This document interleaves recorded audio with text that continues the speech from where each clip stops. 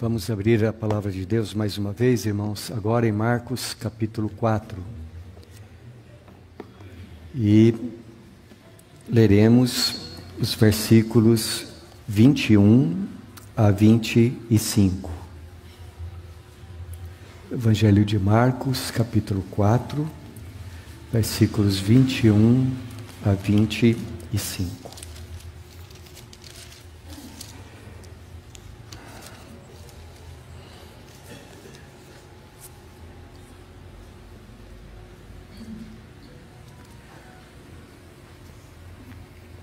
Também lhes disse: vem porventura a candeia para ser posta debaixo do alqueire ou da cama?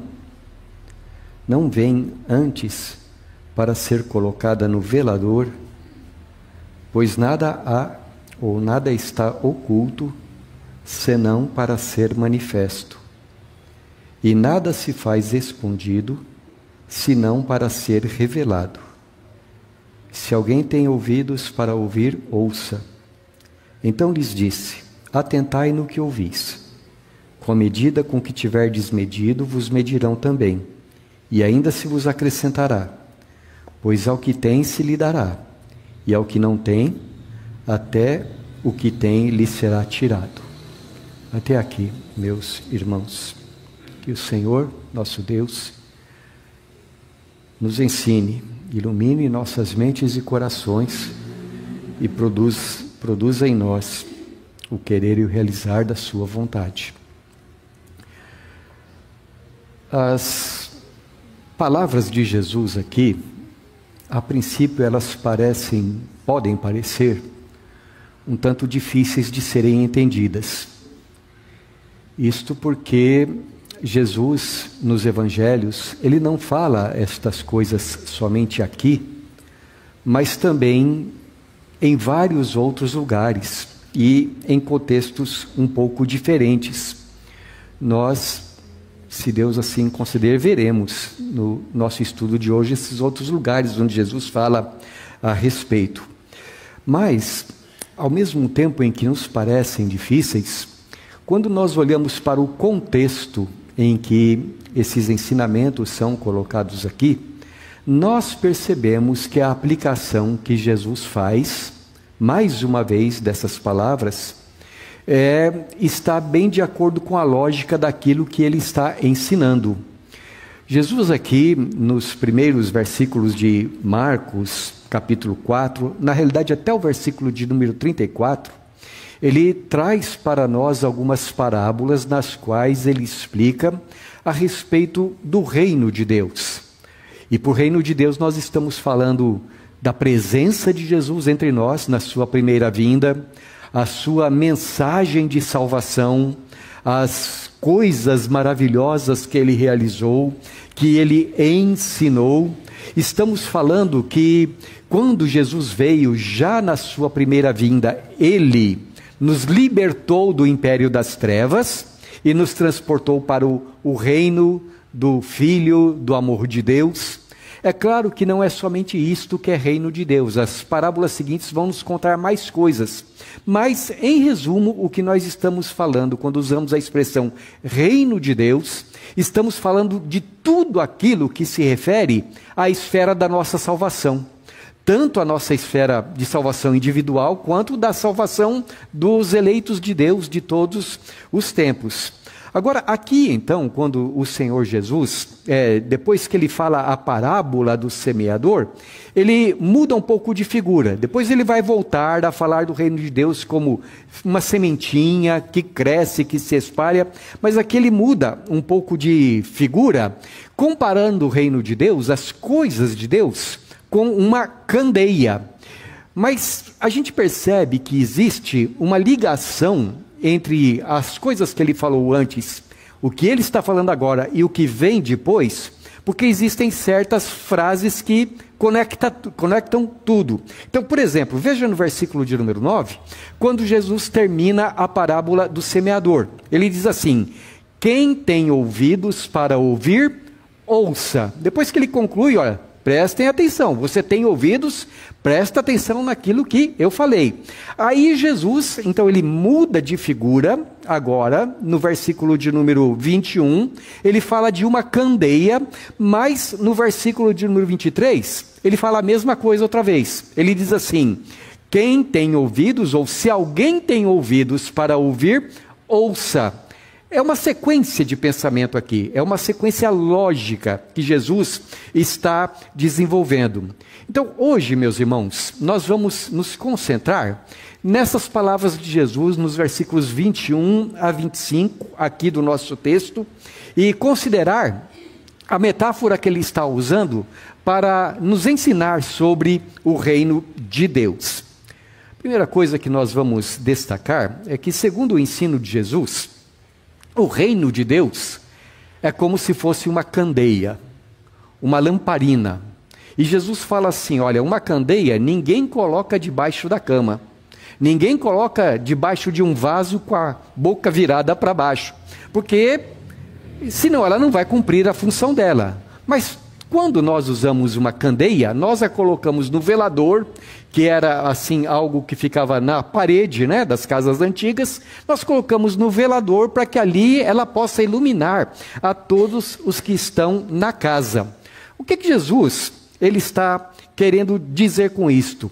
Que o reino de Deus precisa ser manifesto, que o reino de Deus precisa ser descortinado diante dos homens, deve ser exposto, deve ser visto por todos. No versículo 22, Jesus acrescenta: pois nada há de oculto, senão para ser manifesto, e nada se faz escondido, senão para ser revelado. Como eu disse para vocês, essas palavras do Senhor aqui, elas também são ditas anteriormente, ou são ditas em outros lugares nos evangelhos. Então eu gostaria de ver esses lugares com vocês, começando por Mateus capítulo 5, versículos 15 e 16.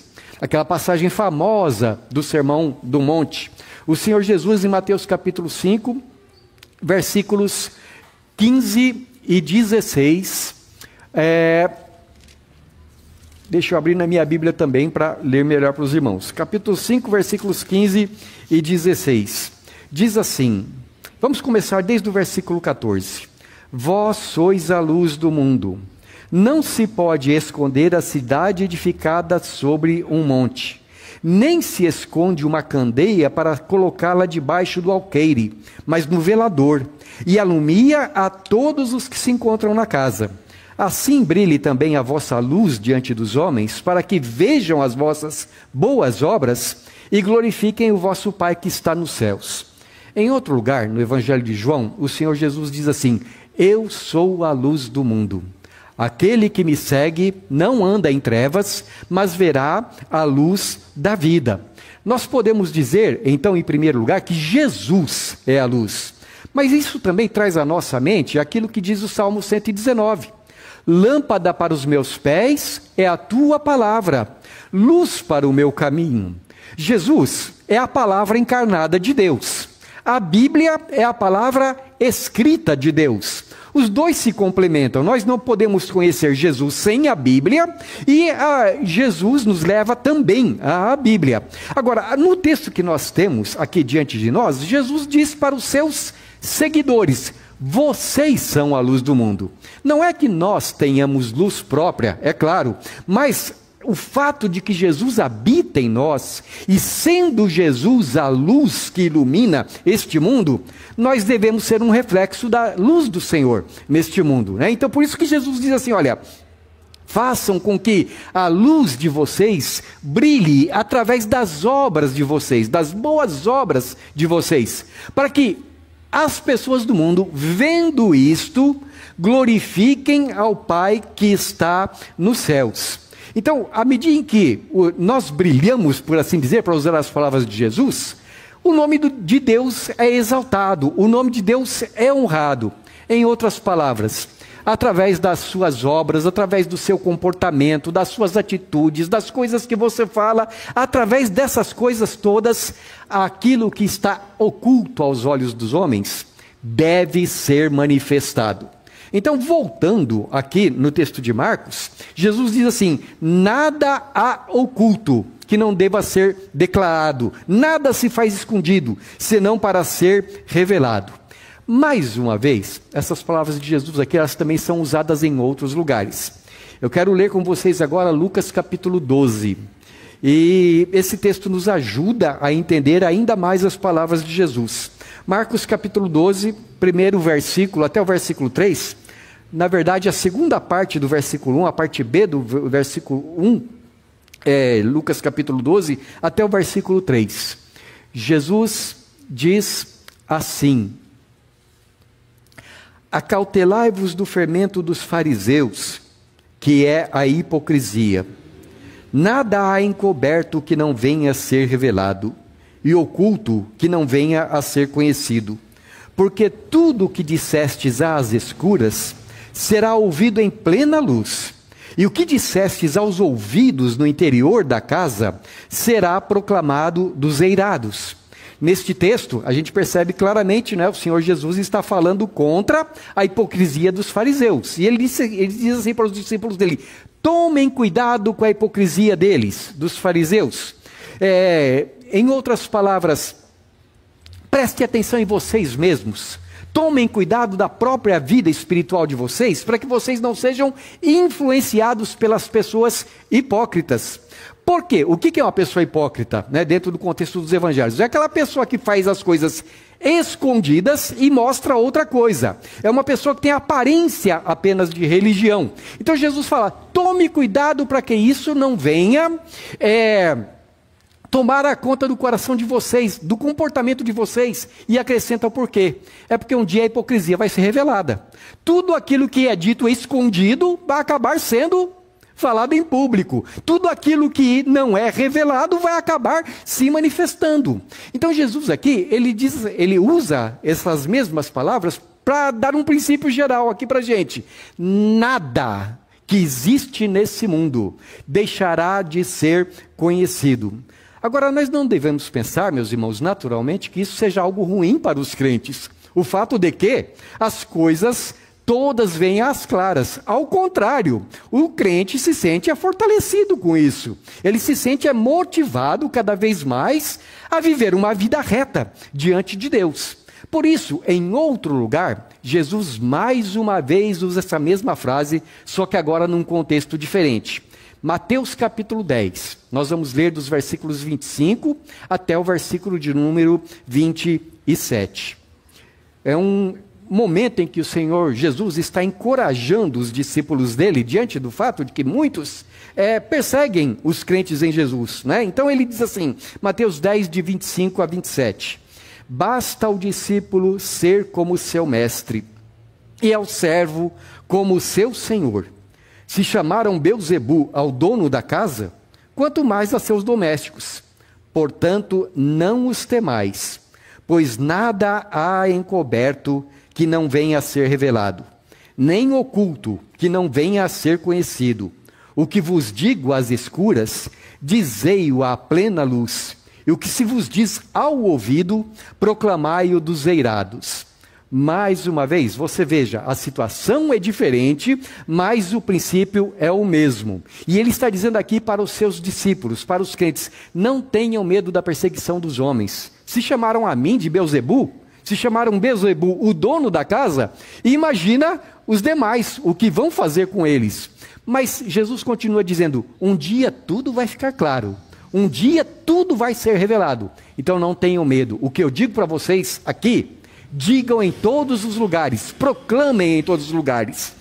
Vejam, meus irmãos, então, resumindo tudo aquilo que Jesus está falando em Marcos capítulo 4, olha, a candeia, o reino de Deus é para ser proclamado. O reino de Deus é para ser ostentado. Ele existe para iluminar todos os que se encontram na terra. Então você vê como há uma progressão lógica aqui. Primeiro, a parábola do semeador. Jesus fala de um homem que sai espalhando a semente em todo lugar que ele vai.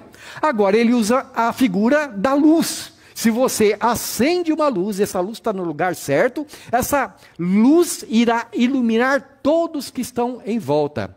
O que é a candeia na parábola de Jesus? Primeiramente é Jesus.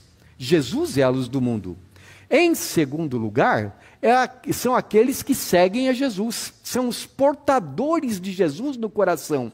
Eles são a luz do mundo. A maneira de viver dos discípulos de Jesus deve ser tal que as pessoas do mundo, olhando para eles, aquela velha frase, o que essa pessoa tem de diferente? Porque essa pessoa não é como as demais. É porque essa pessoa é um portador no seu coração, na sua vida, do Senhor Jesus. Ele é uma amostra de Jesus neste mundo tenebroso.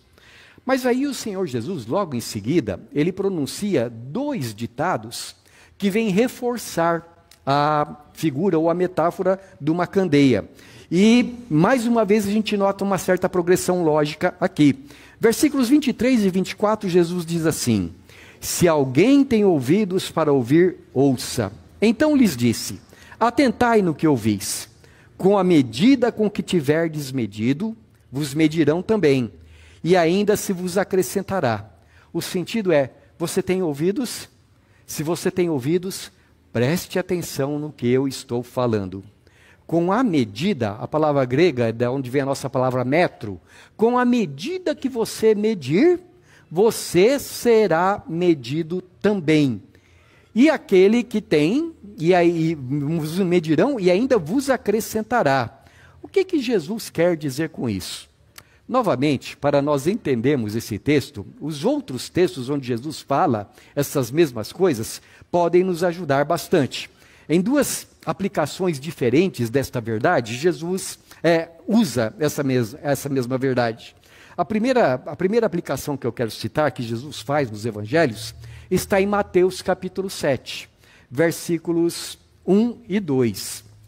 Aqui, mais uma vez no Sermão do Monte, o Senhor Jesus, aqui ele usa esse mesmo ditado. Capítulo 7, versículos 1 e 2 está escrito assim: não julgueis, para que não sejais julgados, pois com o critério com que julgardes, sereis julgados. E com a medida com que tiverdes medido, vos medirão também.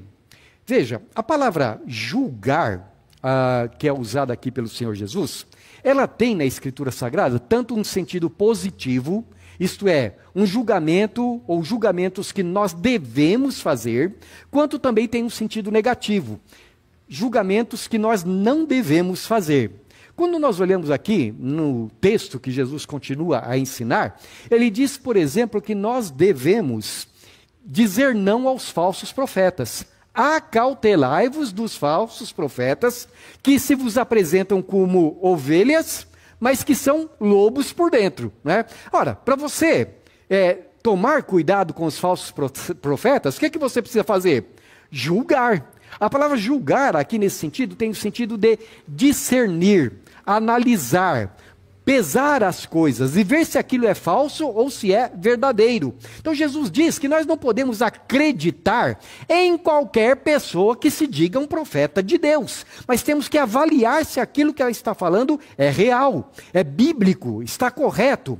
Outra coisa que nós precisamos julgar, Jesus diz aqui, é que nós precisamos julgar a nós mesmos.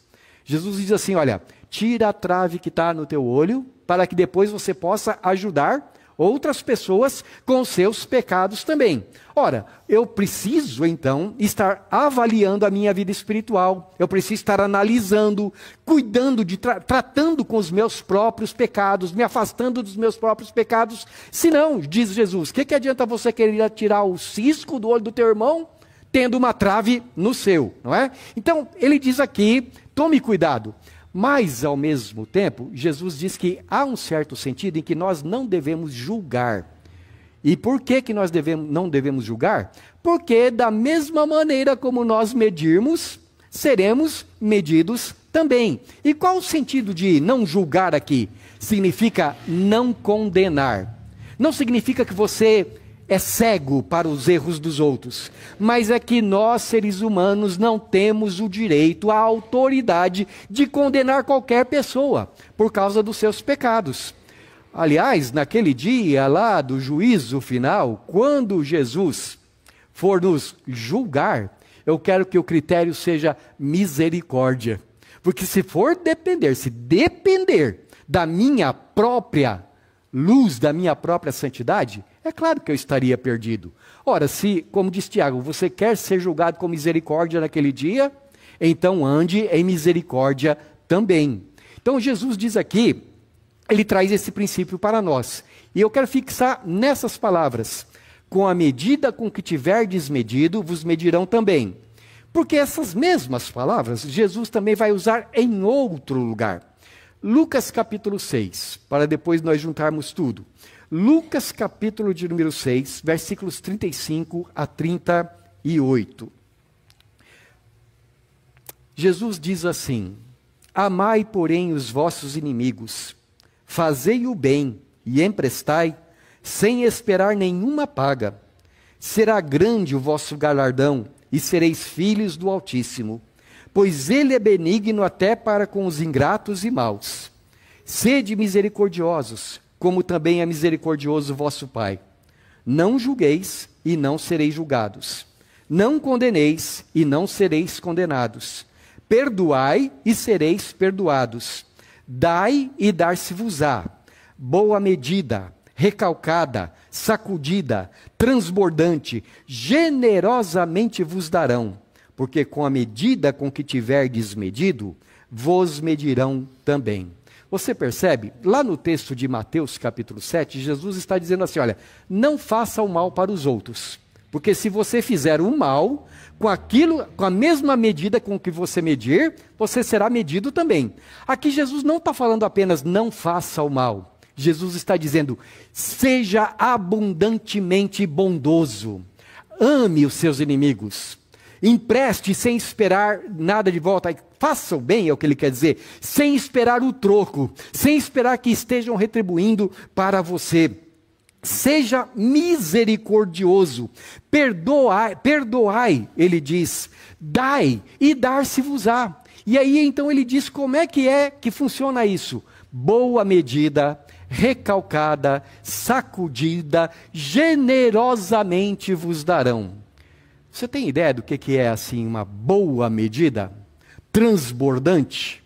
Esta semana, enquanto eu pensava no assunto, eu me lembrei de um acampamento que eu fui uma vez lá em Minas Gerais. Oxe, gente, comida mineira. Imagina.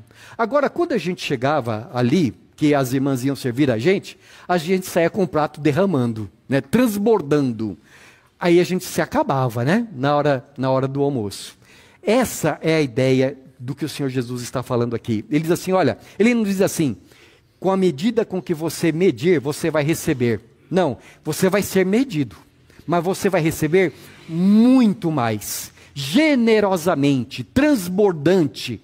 Então, o que você puder fazer de bom, você faça. Como é que diz aquele ditado? Fazei o bem, sem olhar a quem? Não é? É o que Jesus está dizendo aqui. Seja pródigo em amor, seja pródigo em bondade. E então, como resultado disso, você vai, para usar a linguagem do apóstolo Paulo, colher aquilo que você tiver plantado. Ora, quando Jesus usa esse ditado em Marcos capítulo 4, falando a respeito do reino de Deus, logo depois dele dizer assim, a candeia tem que ser colocada no velador para iluminar, o que ele está dizendo é, compartilhe o reino de Deus, mas faça isso com generosidade, com largueza. Não seja uma pessoa omissa nas coisas de Deus. Quanto mais você manifestar o reino de Deus nesse mundo, mais você vai experimentar o reino de Deus também. Quanto mais a pessoa de Cristo estiver se manifestando na sua vida, mais você vai experimentar Cristo na sua vida também. Isto é, seja uma pessoa espiritualmente transbordante, larga, profunda, generosa, abundante. O segundo ditado que Jesus usa aqui está no versículo de número 25, quando ele diz assim, pois ao que tem se lhe dará, e ao que não tem, até o que tem lhe será tirado. Veja, Jesus está com isto querendo dar para nós um incentivo a mais. Quanto mais você tiver, diz Jesus, mais você vai experimentar. Agora, aquele que não multiplica nada, isto é, aquele que não proclama o reino de Deus, aquele que não se envolve com as coisas do reino de Deus, até o que ele tem. Você já reparou isso? Que quanto mais a gente fala das coisas boas que Deus tem feito na nossa vida, mais Ele abençoa. E quanto mais a gente se cala, mais miserável a gente se sente, mais fora da bênção a gente se sente. Quer dizer, a chave para nós experimentarmos mais, e por favor, me perdoem por usar essa palavra chave, tá bom? Não tem nada a ver com a maneira como é usada por aí, né? A chave para nós experimentarmos as coisas do reino de Deus é vivendo o reino de Deus a cada dia na nossa vida. Se nós formos pessoas assim, contidas nas coisas de Deus, então a nossa vida espiritualmente falando será pobre. Deixa eu dar uma ilustração para os irmãos, partindo de um outro lugar onde Jesus usa esse mesmo provérbio. Mateus capítulo 25, versículos 26 a 30. Mateus 25, de 26 a 30, o Senhor Jesus está contando a parábola dos mordomos, né? Normalmente nós chamamos a parábola do mordomo infiel, mas é muito mais do que isso, né? Mas do versículo 26 ao versículo 30, o Senhor da história está tratando com o seu servo negligente. Então diz assim: respondeu-lhe, porém, o Senhor: servo mau e negligente, sabias que ceifo onde não semeei, e ajunto onde não espalhei? Cumpria, portanto, que entregasses o meu dinheiro aos banqueiros, e eu, ao voltar, receberia com juros o que é meu. Tirai-lhe, pois, o talento, e dai-o ao que tem 10, porque a todo o que tem se lhe dará, e terá em abundância. Mas ao que não tem, até o que tem lhe será tirado. E ao servo inútil, lançai-o fora lançai-o fora nas trevas. Ali haverá choro e ranger de dentes. Vocês se lembram bem dessa parábola? É aquela história em que Jesus conta sobre 3 servos de um homem que viajou, e esse homem, ao viajar, deu uma certa quantia em ouro para os seus servos, e disse: tomem conta daquilo que é meu enquanto viajar, e quando eu receber, quando eu voltar, eu quero os resultados da administração de vocês. Um daqueles servos tomou 10 talentos e os multiplicou. Trabalhou com eles e os multiplicou. E quando o Senhor voltou, ele disse: olha, o Senhor me deu 10, aqui tem 20. Né? E ele disse: muito bom, servo bom e fiel. E o outro também, a mesma coisa. O Senhor deu uma certa quantia para ele, ele trabalhou também. E tinha um servo que recebeu apenas 1 talento. E esse servo, ele diz aqui no versículo de número 24, que ele pensou a respeito do seu senhor: o meu senhor é um homem bruto, severo. A palavra aqui quer dizer bruto, violento. O meu senhor é um homem violento. Ele colhe onde não plantou. Ele quer ceifar onde não semeou. Ai, que medo! E não fez nada. Pegou aquele talento e o escondeu dentro da terra e não fez nada com ele. O problema é que aquele homem, ele tinha uma ideia errada do seu senhor. O seu senhor não era mau e violento, ao contrário, era generoso. Mas aquele homem, por causa da maldade no seu coração, pensava que o seu senhor era mau também. Então, quando o Senhor voltou, ele disse: olha, eu sabia que o Senhor é grosseiro, eu sabia que o Senhor é bruto, que o Senhor colhe onde não plantou, que o Senhor ceifa onde não semeou. Está aqui, ó, de volta o que é teu. E então, da mesma maneira como ele tratou o seu senhor, ele foi tratado pelo Senhor. O Senhor disse para ele: servo mau e negligente. Você não sabia que eu era assim? Então por que você não fez nada? Não é que o Senhor, não é que Deus seja assim. É porque as pessoas têm uma ideia errada a respeito de Deus. E pensam que servir a Deus é algo perigoso até. Pensam que servir a Deus é algo que não vale a pena. Então ele diz aqui na história: aquele que tem, lhe será acrescentado mais ainda. E aquele que não tem, até o que tem, lhe será tirado. O que nós depreendemos disso é que quanto mais uma pessoa, através da sua vida, brilha para o reino de Deus, mais essa pessoa receberá na vinda de Jesus. Concluindo, meus irmãos, essa parte da parábola, das parábolas de Jesus, o que Jesus está dizendo para nós com tudo isso? Ele diz primeiramente que uma candeia, ela deve iluminar. Ela não deve ficar escondida. Ela precisa ser exposta. O reino de Deus é assim. É para ser transmitido. Assim como uma semente precisa ser espalhada, o reino de Deus precisa também ser transmitido. É uma candeia cuja luz deve ser propagada. Como é que a gente faz isso? Será que nós propagamos o reino de Deus através de uma empresa de propaganda e marketing para que todos vejam, olha, e colocam um outdoor lá na avenida? Eu quero fazer 3 aplicações que o Novo Testamento faz a respeito de como é que o reino de Deus é propagado. 2 aplicações, melhor dizendo, baseadas em 3 versículos. Primeira aplicação que eu quero fazer. Cada ser humano, para ser candeia nesse mundo, precisa se aproximar de Jesus. João capítulo 3, versículo 19 até o 21. O Evangelho diz assim: o julgamento é este, que a luz veio ao mundo, e os homens amaram mais as trevas do que a luz, porque as suas obras eram más. Pois todo aquele que pratica o mal aborrece a luz, e não se chega para a luz, a fim de não serem arguidas as suas obras. Quem pratica a verdade aproxima-se da luz, a fim de que as suas obras sejam manifestas, porque feitas em Deus. Então, a primeira aplicação, para que você seja luz, andar na luz. Andar com Jesus. Ele é a luz. Agora, aquele que quer andar fazendo coisas escondidas, ele vai se afastar de Jesus.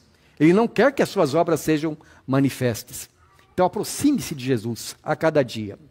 Segunda aplicação, viva como filho da luz. No texto que nós lemos no começo do culto, no momento de oração, de confissão, Efésios capítulo 5, nos versículos 8 e 9, o apóstolo Paulo escreve assim: pois, outrora, éreis trevas, porém agora sois luz no Senhor. Andai como filhos da luz, porque o fruto da luz consiste em toda bondade, justiça e verdade. Isso aqui é andar na luz. É andar com bondade. É viver uma vida justa. É viver uma vida verdadeira. É ser alguém que fala a verdade. Então, isso é viver como filho da luz.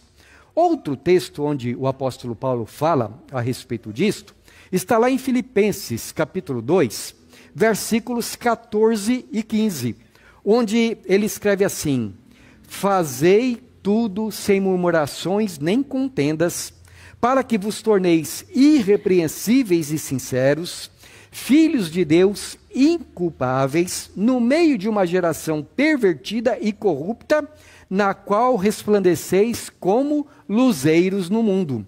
Então, de novo, a ideia de que a vida do crente ela deve iluminar. E como é que ele faz isso? À medida em que tudo que ele faz. Você já viu daquelas pessoas que reclamam de tudo? É alguém que faz, ele diz aqui, faça tudo sem murmuração. Faça tudo sem briga com as outras pessoas, sem contendas, para que você seja irrepreensível e sincero, filho de Deus no mundo tenebroso, que você seja um luzeiro no mundo. E por último, na primeira carta de João, capítulo 2, versículo 10, o apóstolo João também fala a respeito de andar na luz. 1 João 2,10 está escrito assim: aquele que ama seu irmão permanece na luz, e nele não há nenhum tropeço. Você reparou, todas essas 3 referências, elas mostram para nós o que é ser uma candeia nesse mundo. É andar em amor, é andar em justiça, é andar em verdade, é andar em misericórdia, é andar uma vida semelhante à do Senhor Jesus. Então Jesus disse para os seus discípulos: eu não quero que vocês fiquem escondidos, mas eu quero que por meio da vida de vocês, o mundo esteja conhecendo o reino de Deus. Quem tem ouvidos para ouvir, diz Jesus, ouça. Olha que bênção você pode ser na vida de outras pessoas. Semana que vem, irmãos, nós continuaremos. Jesus vai falar da parábola do grão de mostarda, vai falar da parábola da sementinha, e todas essas coisas, Jesus quer dizer para nós, espalhe o reino de Deus por esse mundo.